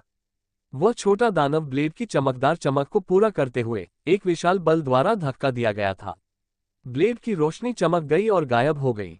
मांस ढाल के रूप में इस्तेमाल किए जाने वाले वुल्फ दानव ने भी प्रतिक्रिया नहीं की थी। उसके मुकुट से शुरू होकर उसके क्रोच तक खून की एक रेखा फूट पड़ी। अगले ही पल उसका पूरा शरीर 2 हिस्सों में विभाजित हो गया। गर्म दानव रक्त और आंतरिक अंग जमीन पर बिखरे हुए थे। कितना भयंकर ब्लेड था, कितना तेज ब्लेड था, क्या दानव दमन था। डिवीजन, चेन क्विंग्युआन और अन्य लोग मौके पर जमे हुए थे, वास्तव में एक पल के लिए आगे बढ़ना और मदद करना भूल गए थे। कुछ वुल्फ दानव जो हमला करने वाले थे, उन्होंने भी अचानक धूल में अपना रूप रोक दिया। उनके 4 पंजे जमीन में धंस गए, जिससे धूल का निशान निकल गया। उनके गले से फुसफुसाने की आवाजें आ रही थीं और उनके पीछे शराबी भेड़िए की पूंछ अनजाने में उनके पैरों के बीच कसकर चिपकी हुई थी। लेकिन ब्लेड चलाने वाली युवती ने एक वार किया, एक पल के लिए भी नहीं रुकी। उसने अपना पैर पटक दिया और उसका पूरा व्यक्तित्व फिर से तीर की तरह बाहर निकल गया, जैसे धनुष की डोरी छूट गई हो। ब्लेड की धार ने एक शोकपूर्ण चाप बना दिया। स्वीप, पफ पफ पफ, 3 और विशाल भेड़ियों के सिर आकाश में उड़ गए। गर्म दानव रक्त गुहाओं से कई फीट ऊपर छिड़का। शुरू से अंत तक ये केवल एक पलक झपकाने वाला था। ग्रीन रोब वुल्फ दानव असहाय रूप से देखता रहा। पलक झपकते ही अधिकांश इसकी संतानें मर चुकी थीं। बचे हुए कुछ वुल्फ दानव ब्लेड से भयभीत थे, पीछे हट रहे थे और फिर से आगे बढ़ने की हिम्मत नहीं कर रहे थे। वह जहां था वहीं जम गया। जब उसने अंततः प्रतिक्रिया की तो उसका दिल सदमे और रोष दोनों से भर गया। याओ रेस के लिए खेती स्वाभाविक रूप से कठिन है। उन लोगों को छोड़कर जिन्होंने अवसर प्राप्त किया और जंगली आत्मा राक्षसों से विकसित होकर चेतना प्राप्त की, उनके जैसे याओ रेस के सदस्यों के लिए, जिनके पास रक्त विरासत, प्रजनन और प्रसार है, विशेष रूप से कठिन है। लगातार शुरुआती मौतों के कारण पिछले कुछ दशकों में उनके वंश में, जिनमें वे भी शामिल हैं, केवल ये कुछ जीव ही थे। आज वास्तव में उनका यहां वध कर दिया गया। अभी रुकें। लेकिन ब्लेड चलाने वाली युवती ने ऐसे व्यवहार किया जैसे उसने सुना ही न हो। ब्लेड की नोक नीचे की ओर झुकी हुई थी और दानव रक्त की एक बूंद किनारे से फिसलकर उसके पैरों के नीचे की धूल में समा गई। उसने धीरे से टर्बिड क्यूई की सांस छोड़ी। सुबह की धुंध उसके होठों से छंट गई। कमजोरों पर मजबूत शिकार, क्या ये प्रकृति का नियम नहीं है? जियांग युएचू ने अपनी आंखें उठाईं और शांति से उसकी ओर देखा। मुझे लगा कि आपने अभी अभी इतनी वाक्पटुता से बात की है, स्पष्ट रूप से इस सिद्धांत से सहमत हैं। तो अब तुम इतने क्रोधित क्यों हो? ये सुनकर हरे वस्त्र वाले वुल्फ दानव का लंबा लबादा नीचे की अचानक उभरी हुई मांसपेशियों से फट गया। आप मौत को प्रस्तावित कर रहे हैं। अगले ही पल वुल्फ दानव नीचे झुक गया, चारों तरफ गिर गया और उसके पिछले पैरों ने अचानक जोर लगाया। विस्फोट, जमीन फट गई। एक नीली छाया, एक गंदी खूनी बदबू लेकर सीधे जियांग यूचू के चेहरे पर आ गई। जब नीली छाया आधे रास्ते तक पहुंची तो काली दुष्ट क्यूई ने वास्तव में उसके शरीर में प्रवेश किया। स्पष्ट रूप से ये हमला एक सामान्य दानव की तकनीक नहीं थी। हालांकि इस तरह के हमले का सामना करते हुए युवती न तो चकमा देती थी और न ही पीछे हटती थी। गुस्से में चीखते हुए उसने हवा में ऊंची छलांग लगा दी। हवा के बीच में उसके पूरे शरीर की जीवन शक्ति और रक्तसार सहज रूप से उभर आया। उसके पीछे एक धारीदार खूनी बाघ का प्रेत वास्तव में साकार हुआ। दहाड़, एक बाघ की दहाड़ ने जंगल को हिला दिया। एक ऊंचा और एक नीचा, एक ऊपर और एक नीचे। दो आकृतियां गांव के रास्ते के बीच में हिंसक रूप से टकरा गईं। पीएफएफ्ट, ब्लेड की धार कंधे और गर्दन में धंस गई। थंप, वुल्फ क्लॉ ने मांस को फाड़ दिया। घने काले ईविल क्यूई और ब्लडी फैंटम संपर्क में अलग हो गए, फिर विलीन हो गए और अंत में एक साथ नष्ट हो गए। दोनों आकृतियां पीछे की ओर उड़ती हुई, भारी रूप से उतरती हुई भेजी गईं। जियांग युएचू ने एक विस्फोट किया। दबी हुई कराह, धात्विक मिठास का एक कौर उसके गले तक चढ़ गया, लेकिन उसने जबरन उसे वापस निगल लिया। उसके पेट पर काला कपड़ा 3 पंजों के निशान से फट गया था और खून लगातार रिस रहा था। उसने कोई गहन मार्शल आर्ट नहीं सीखा था। टाइगर डेमन से प्राप्त ये ब्लेड तकनीक भव्य और व्यापक थी, निडर होकर आगे बढ़ती थी, लेकिन इसमें यही सब कुछ था। ग्रीन रॉब वुल्फ डेमन लड़खड़ाकर अपने पैरों पर खड़ा हो गया। उसका बायां स्कैपुला हमले से लगभग साफ हो गया था। फिर भी उसकी आंखों में क्रूरता ने उसे ऐसी चोटों को भुला दिया। ये केवल अब था कि उनके पीछे फ्लाइंग ईगल संप्रदाय के दर्जन भर लोग जाग गए, जैसे कि एक सपने से। चेन क्विंग्युआन प्रतिक्रिया देने वाले पहले व्यक्ति थे, पीले रंग के साथ चिल्लाते हुए, मुक्त प्रभु की रक्षा करो। जोश के साथ 1 दर्जन से अधिक लोगों ने अपने हथियार निकाले और रेंगते हुए अपनी संरचना के भीतर अनिश्चित आकृति को आश्रय देते हुए आगे बढ़े। कृपान और तलवारें खींची गई थीं, जिसका लक्ष्य ग्रीन रोब वुल्फ दानव था, जैसे कि एक दुर्जय दुश्मन का सामना कर रहा हो। इस बीच गांव के रास्ते की दूरी पर शेष कुछ छोटे दानव भयानक दृश्य से पूरी तरह से भयभीत हो गए। वे चिल्लाए, अपनी पूंछ छिपाए और भी दूर छिप गए, 1 इंच भी आगे न बढ़ने का साहस। अंततः लाभ की तलाश करना और नुकसान से बचना जीवित प्राणियों की प्रवृत्ति है। पक्षियों और जानवरों के लिए भी ऐसा ही है, और राक्षसों और शैतानों के लिए भी ऐसा ही है। लेकिन मनुष्य कुछ चीजों के लिए लाभ की तलाश और नुकसान से बचने की प्रवृत्ति पर लगाम लगाएंगे। ये इंसानों और जानवरों के बीच का अंतर है। भीड़ द्वारा प्रदान किए गए कवर का उपयोग करते हुए जियांग युएचू को अंततः अपने दिमाग में गणना करने का समय मिला। हालांकि यह हरा है, उससे पहले रॉब वुल्फ दानव ने भी हियरिंग द स्ट्रिंग में प्रवेश किया था। इसमें उस टाइगर दानव की अजीब दिव्य क्षमता का अभाव था। इसकी ताकत ... निश्चित रूप से टाइगर दानव से कम थी। तथ्य यह है कि वह उस टाइगर दानव को एक ही वार से मारने में सक्षम थी। ये संभवतः बड़े पैमाने पर पहले से ही भारी रूप से घायल होने के भाग्य के कारण था। लेकिन फिर भी इस लड़ाई ने उसे एहसास कराया कि विनजियान क्षेत्र में राक्षसों को वास्तव में कम नहीं आंका जा सकता है। पूरी तरह से अपनी वर्तमान ताकत पर भरोसा करते हुए, भले ही वह मार सकती थी प्रतिद्वंद्वी, वह स्पष्ट रूप से स्वयं काफी चोटों को सहन करेगी। यदि यह एक सामान्य स्थिति होती तो ठीक होता। उसकी वर्तमान पहचान संवेदनशील है और वह गंभीर रूप से घायल होने का जोखिम बिल्कुल नहीं उठा सकती। विचार में थोड़ी सी बदलाव के साथ प्राचीन सरल स्क्रॉल उसके दिमाग में कौंध गया। दाव खेती 152 वर्ष। उसके पास मूल रूप से 25 वर्ष शेष थे, साथ ही उसने कुछ छोटे राक्षसों को भी मार डाला था। उसकी वर्तमान दाव खेती एक बार फिर काफी हद तक पहुंच गई थी। उसने धीरे धीरे खूनी टर्बिड क्यूई की सांस छोड़ी। ऐसा लगता है कि मुझे फिर से धोखा देने की जरूरत है। जियांग यूचू ने अब संकोच नहीं किया और उसका दिमाग हिल गया। 152 साल की दाव खेती एक स्लुइस गेट से निकली बाढ़ की तरह बढ़ी, जो पूरी तरह से टाइगर दानव में समा गई। स्प्रॉल, बूम, उसके आसपास की हर चीज, चाहे वह चेन क्विंग्युआन की चीखें हो या वुल्फ दानव की दहाड़, इस समय पूरी तरह से शांत हो गई। ऐसा लग रहा था कि स्वर्ग और पृथ्वी केवल 2 रंगों में रह गए हैं, काले और सफेद। अध्याय 6 बाघ दानव दिव्य क्षमता प्रदान करता है। जियांग युएचू की चेतना एक अंतहीन अंधेरे में डूब गई। 1 वर्ष आपका जन्म हुआ था। आप साउथ माउंटेन में एक कमजोर शावक थे जिसे आपकी मां ने एक पहाड़ी नदी में छोड़ दिया था। यदि पहाड़ी बाढ़ नहीं होती जो आपको नीचे की ओर ले जाती, तो आप अन्य जंगली जानवरों का भोजन होते। वर्ष 2 आप पहले से ही शिकार में महारत हासिल कर चुके थे और धीरे धीरे साउथ माउंटेन में जीवित रहे। 5वें साल में आपका सामना लंबे सफेद बालों से ढके एक राक्षस से हुआ।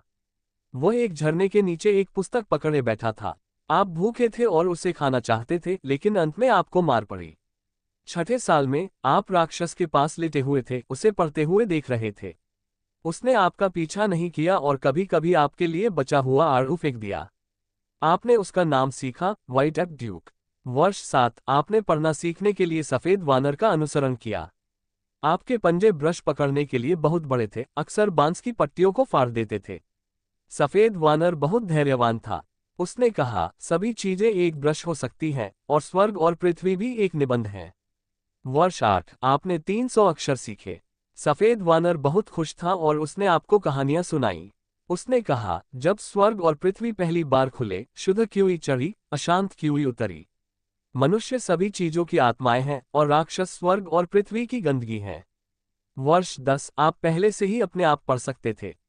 आपको वुक्सिया उपन्यास पढ़ना पसंद था, विशेष रूप से ब्लेड के विवरण। एक नदी को काट सकता था, दूसरा एक पहाड़ को विभाजित कर सकता था। वर्ष 15 व्हाइट एप ड्यूक ने आपको अन्य चीजें सिखाना शुरू किया। उन्होंने कहा, राक्षसों को केवल वध ही नहीं जानना चाहिए, अन्यथा वे जंगली जानवरों से कैसे भिन्न हैं। मनुष्य इसलिए मनुष्य हैं क्योंकि वे औचित्य और शर्म को समझते हैं। आपने सोचा कि उसने जो कहा वह बकवास था। व्हाइट एप ड्यूक इतना क्रोधित था कि उसने 3 दिनों तक आपके सिर पर एक स्क्रॉल मारा। वर्ष 20 आपने एक ही ब्लेड से साउथ माउंटेन वाटरफॉल के प्रवाह को अलग कर दिया। व्हाइट एप ड्यूक ने ताली बजाई और किनारे पर हंसा। आपने अपने ब्लेड को म्यान में रखा और अपने एक ही प्रहार से तेज गति से बहते झरने को विभाजित होते देखा, पहली बार खुशी महसूस की। वर्ष 25 आपको बेचैनी होने लगी। दैनिक ब्लेड अभ्यास पढ़ना, बूढ़े वानर का कारण सुनना, तुम्हें लगा कि यह पर्वत बहुत छोटा है। साल 30 में आपकी ब्लेड तकनीक प्रमुख उपलब्धि तक पहुंच गई। व्हाइट एप ड्यूक ने आपसे पूछा, क्या ऐसी कोई चीज है जिसे ये शक्तिशाली ब्लेड नहीं काट सकता? आपने आत्मविश्वास से अपना सिर हिलाया। वर्ष 35 आपकी मुलाकात पहाड़ पर जड़ी बूटियां इकट्ठा करने वाली एक लड़की से हुई। वह आपसे भागी नहीं और आपके साथ आधा केक भी साझा किया। आपको यह अजीब लगा और आपने केक नहीं खाया। साल 29 लड़की कभी पहाड़ पर वापस नहीं आई। आपने पहाड़ के नीचे राक्षसों से सुना कि उसकी शादी एक अमीर आदमी से हुई थी और आधे साल के भीतर उसे पीट पीट कर मार डाला गया। आप अपना ब्लेड पहाड़ से नीचे ले गए। वर्ष 45 व्हाइट एप ड्यूक जा रहा था। वह आपके पास बैठा था, कई चीजों के बारे में बातें कर रहा था। आपने उससे पूछा कि वह कहाँ जा रहा था। वह बिना कुछ बोले मुस्कुराया। वर्ष 50 आप दक्षिण पर्वत पर खड़े थे, मानव संसार की ओर देख रहे थे। हवा चल रही थी और आपको लगा कि आपके लिए भी पहाड़ से नीचे उतरने का समय आ गया है। ... चेतना लौट आए। पतली हवा से एक लाल रंग का बिंदु प्रकट हुआ। पानी में खून की एक बूंद की तरह ये बाघ की पुतली से तेजी से फैल गया। दाव खेती के 102 वर्षों के बाद टाइगर माउंटेन भगवान की प्रगति क्रिम्सन डाइंग तक पहुंच गई है। क्रिम्सन डाई ने पेंटिंग में प्रवेश किया और मास का पुनर्जन्म हुआ। स्क्रॉल पर भयंकर बाघ की रूपरेखा तेजी से फिर से भर गई। एक दानव का उपहार प्राप्त करते हुए टाइगर माउंटेन गॉड को क्रिम्सन रंग में सफलतापूर्वक रंगा गया। भयंकर टाइगर क्विक ब्लेड सुप्रीम। प्रतिभा इन मेथड हेवन बेस्टोवाल टाइगर माउंटेन भगवान ब्लेड के पक्षधर हैं और इसकी सारी आजीवन सीख यही निहित है। ब्लेड तकनीक की खेती की गति और शक्ति दोनों को बढ़ाया जाता है। दिव्य क्षमता टाइगर फील्ड रक्त उबलना ये टाइगर माउंटेन भगवान की जन्मजात दिव्य क्षमताओं में से एक है। ये चोटों से तुरंत ठीक होने के लिए स्वयं की क्यूई और रक्त का उपभोग कर सकता है। पात्र धीरे धीरे फीके पड़ गए। जियांग युएचू ने अपना सिर नीचे झुकाया और अपने पेट पर 3 गहरे हड्डी में दिखाई देने वाले पंजे के निशान को देखा। मांस फट गया था, बहुत खून बह रहा था। उसका दिमाग हिल गया। टाइगर फील्ड का खून उबल रहा था। उसके अंगों और हड्डियों में जलन महसूस हो रही थी। उसकी क्यूई और खून का मंथन हो रहा था, जैसे कि वह उबलने और जलने वाला हो। उसके पेट पर घाव स्पष्ट रूप से हिल रहा था। कुछ ही सांसों में भयानक घाव 3 हल्के लाल निशानों में कम हो गया। जियांग युएचू ने ब्लेड पकड़ लिया। एक अवर्णनीय परिवर्तन पैदा हुआ। ये भावना जो लोग समझते हैं, समझे। विस्तार से बताने की जरूरत नहीं है। ये सब, हालांकि यह लंबा लगता है, एक पल में हुआ। चेन क्विंग्युआन और अन्य लोगों की नज़र में ये दानव दमन प्रभाग का स्वामी केवल एक घातक झटका सहने के बाद हिल गया था। लेकिन ग्रीन रोब वुल्फ दानव ने इसे स्पष्ट रूप से देखा। उसने अभी अभी उस पंजे के वार में अपनी पूरी ताकत का इस्तेमाल किया था। यह महिला स्पष्ट रूप से गंभीर रूप से घायल हो गई थी। लेकिन क्यों? उसकी चोटें सिर्फ उसके बंद करने और आंखें खोलने से ठीक हो गईं। क्या आप मानव हैं या राक्षस? ग्रीन रोब वुल्फ दानव का चेहरा आतंक से भर गया था और वह वास्तव में डर के मारे एक कदम पीछे हट गया। हर कोई अभी तक समझ नहीं पाया था कि भेड़िया दानव का क्या मतलब है। लेकिन फिर छोटे हाथों की एक जोड़ी ने चेन क्विंग्युआन को एक तरफ धकेल दिया, जो सबसे आगे खड़ा था। चेन क्विंग्युआन स्तब्ध होकर पीछे मुड़ा। भगवान, आप! ये दानव दमन प्रभाग का स्वामी स्पष्ट रूप से अभी गंभीर रूप से घायल हो गया था। लेकिन अब हर किसी ने अभी तक प्रतिक्रिया नहीं की थी। उन्होंने जियांग युएचू को देखा, हाथ में ब्लेड, अब भयभीत भेड़िया दानव की ओर हवा की तरह बढ़ रहा था। इस समय भयंकर टाइगर क्विक ब्लेड फिर से शुरू हो गया था। ब्लेड के आने से पहले हवा बढ़ गई थी।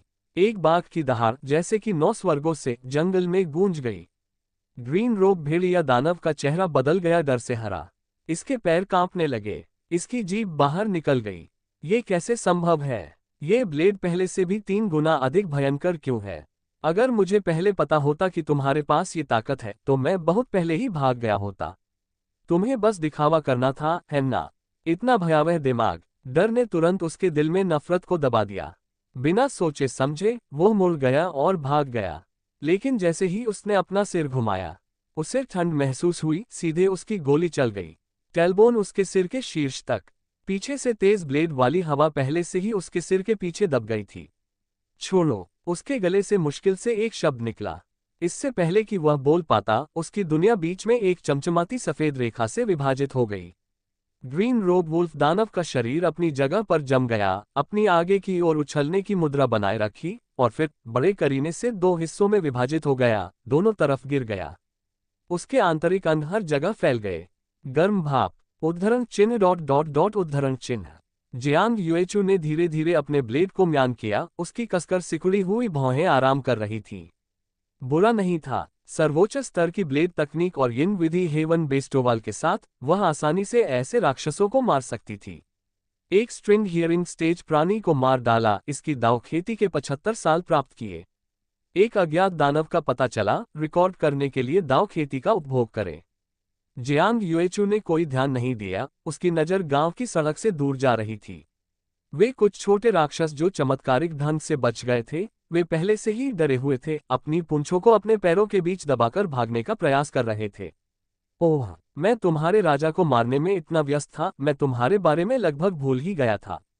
आओ! राक्षस तितर बितर हो गए और भाग गए। लेकिन एक एक करके उन्हें उस आकृति ने पकड़ लिया। लाशों को लकड़ी के तख्ते से बाहर निकाला, उन्हें चित्रों से ढका। अन्य लोगों ने उन जीवित लोगों की मदद की जिनकी आंखें खोखली थीं। उन्हें पैतृक हॉल से बाहर निकाला। गांव की सड़क पर राक्षसों की लाशें और हर जगह गंदगी देखी। कुछ लोग फ्लाइंग ईगल संप्रदाय के सदस्यों को प्रणाम करते हुए जमीन पर घुटनों के बल बैठ गए। कुछ ने अपने प्रियजनों के अवशेषों को पकड़ रखा था और तब तक रोते रहे जब तक वे बेहोश नहीं हो गए। जियांग युएचू ने अपनी बाहों को गले लगा लिया। गांव के प्रवेश द्वार पर एक आधी ढही हुई मिट्टी की दीवार के खिलाफ झुक गई। उसका मन उसी में डूब गया। विचार, एक बिल्कुल नया पैनल धीरे धीरे सामने आया। मेजबान जियांग युएचू। क्षेत्र वेन जियान बाद का चरण।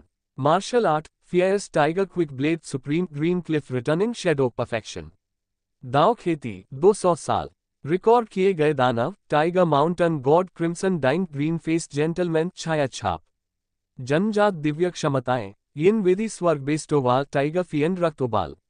वेन जियान के बाद के चरण। जियांग युएचू ने भौहें चढ़ा दी। पहले जब टाइगर माउंटेन भगवान की छाया छाप क्रिम्सन डाइंग पर चढ़ी थी तो उसकी खेती पहले ही मध्य चरण में प्रवेश कर चुकी थी। अब इस भेड़िया दानव को रिकॉर्ड करने के बाद उसका दायरा वास्तव में फिर से बढ़ गया था। लेकिन इस दायरे की गणना वास्तव में कैसे की जाती है? क्या ये राक्षसों की रिकॉर्डिंग के कारण है या क्योंकि उसने मार्शल आर्ट सीखी है? जहां तक एक हरे चेहरे वाले सज्जन की छाया छाप का सवाल है, इसमें केवल 50 साल लगे दाव कल्टीवेशन, जो टाइगर माउंटेन गॉड से कमतर था और कुछ हद तक अपेक्षित था। हालांकि उसने जिन कुछ छोटे राक्षसों को लापरवाही से मार डाला था, उन्हें दाव कल्टीवेशन में बदलने के अलावा कोई अन्य प्रतिक्रिया नहीं दिखाई दी। जियांग युएचू गहरी सोच में था। ऐसे छोटे दानव शायद गोल्डन फिंगर के ध्यान के लायक भी नहीं थे।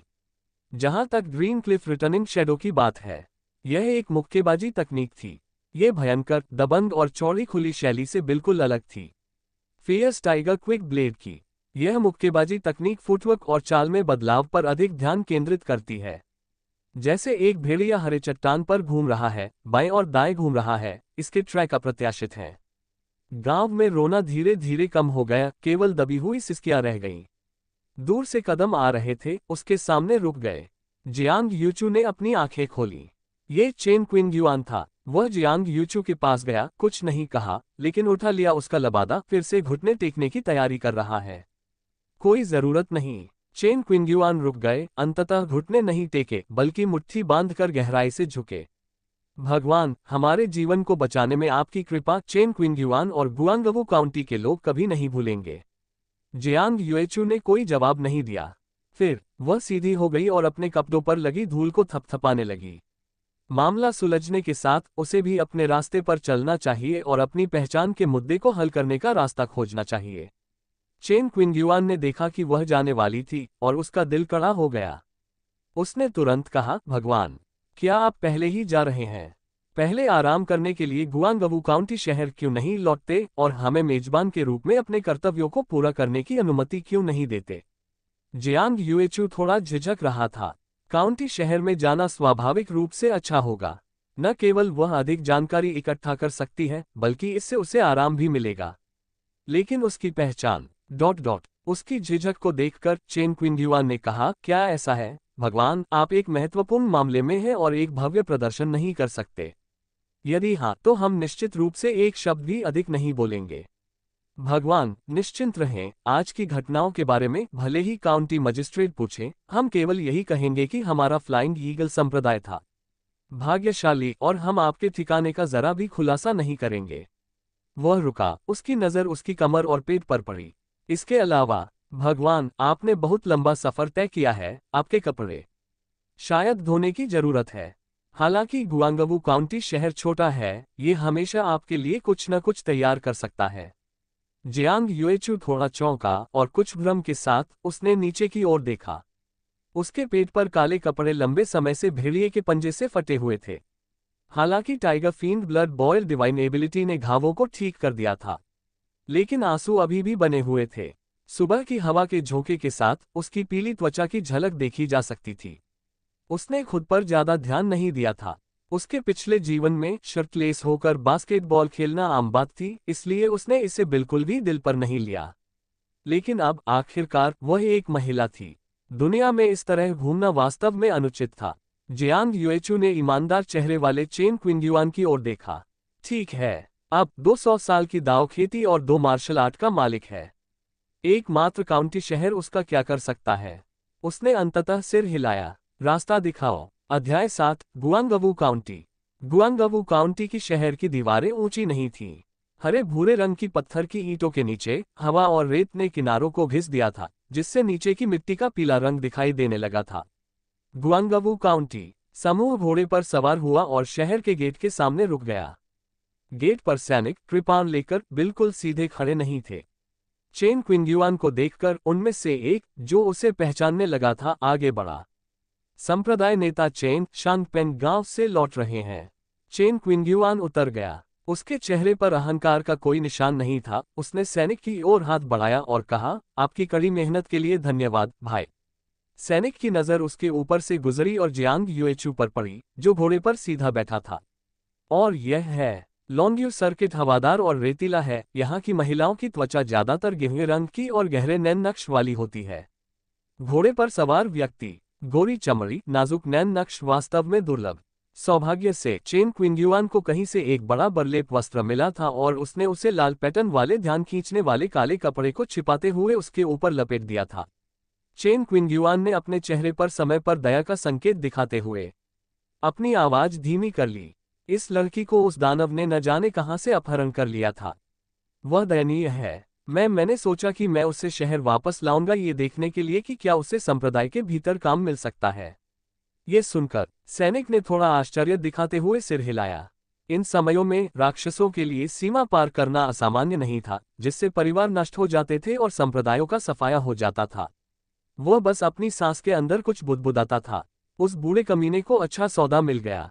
अगर उसे पता होता कि शांगपेन गांव में इतनी सुंदरता है, तो वह दानव को भी दबाने के लिए वहां गया होता। शायद वह अपने बिस्तर को गर्म करने के लिए एक को उठा सकता था। वे शहर में दाखिल हुए।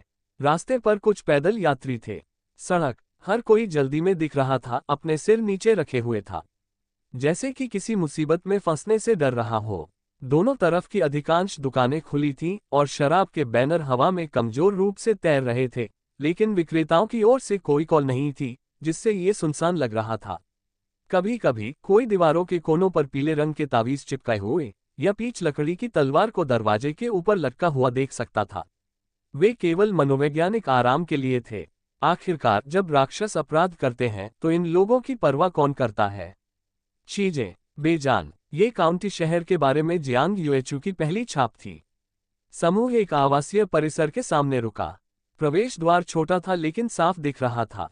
चेन क्विंग्युआन सबसे पहले उतरा और अपने पीछे दर्जन भर लोगों पर अपना हाथ लहराया। आप सभी तितर बितर हो जाओ। वे लोग जोर से सहमत हुए, अपने घोड़ों को दूर ले गए और एक भी सवाल नहीं पूछा।